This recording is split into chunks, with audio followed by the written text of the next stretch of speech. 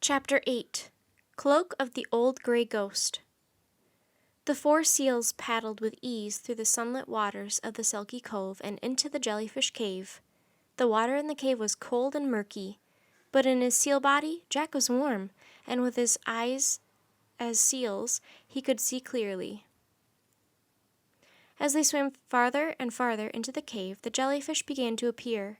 At first, there was just a few. Then there were hundreds, then thousands, pink jellyfish, purple jellyfish, orange and chocolate-colored jellyfish, jellyfish as big as umbrellas and as small as pennies, jellyfish shaped like bells, saucers, parachutes, mushrooms, cannonballs, jellyfish as bright as candle flames, and jellyfish as clear as glass. Some of the jellyfish pulsed in and out as they swam. Others silently drifted by, their long stinging tentacles trailing behind them. As Jack swam among the jellyfish, he wasn't afraid at all. His tough sealskin protected him completely. Finally, Kathleen led Jack, Annie, and Teddy through a narrow passage of the cave and into the milky green waters of the third cove. The four seals poked their heads above the surface of the water and took deep gulps of air. Jack's whiskers twitched as he looked around the cove of the stormy coast. The cove was completely silent. It was lit with a hazy, warm light. The water was flat calm, without a single ripple. Circling the cove were strange green hills that shimmered in the afternoon light. Snow-capped mountains loomed above the hills. Jack could see the tree with the magic tree house on a distant sea cliff. "Climb onto these rocks and dry off," Kathleen barked. They all swam to a small rocky island in the middle of the cove. Jack hoisted his blubbery, tear-shaped body out of the water. He flopped beside the others and puffed and groaned.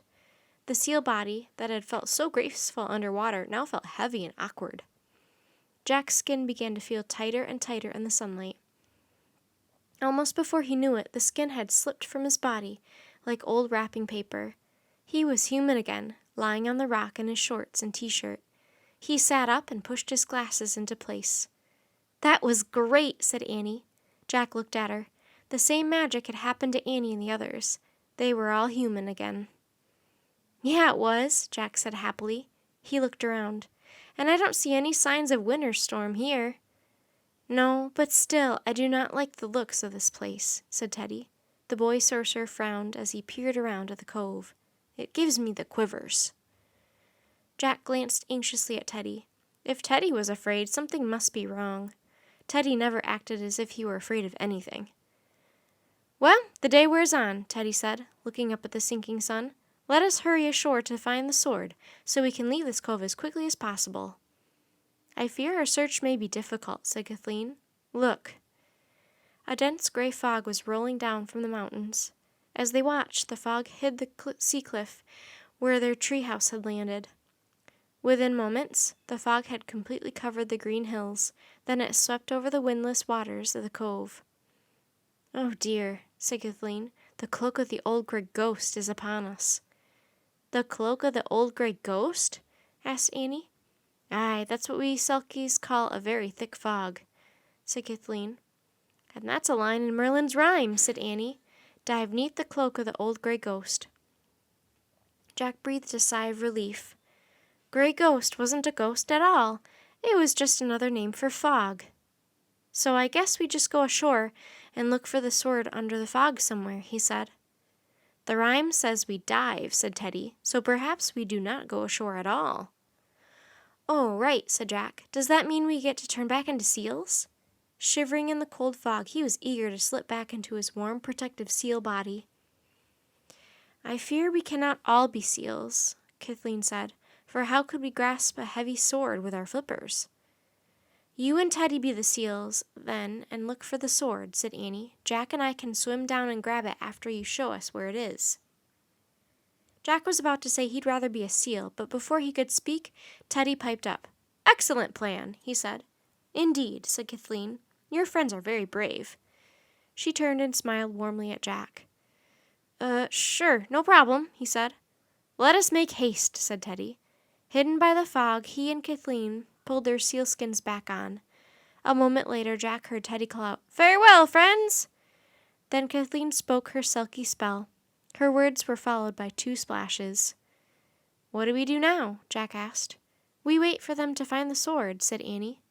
"I hope they hurry," said Jack, shivering. "Me too," said Annie. They listened for the barking of the seals. They listened and listened. "I wonder what time it is," said Annie. "Impossible to tell," said Jack.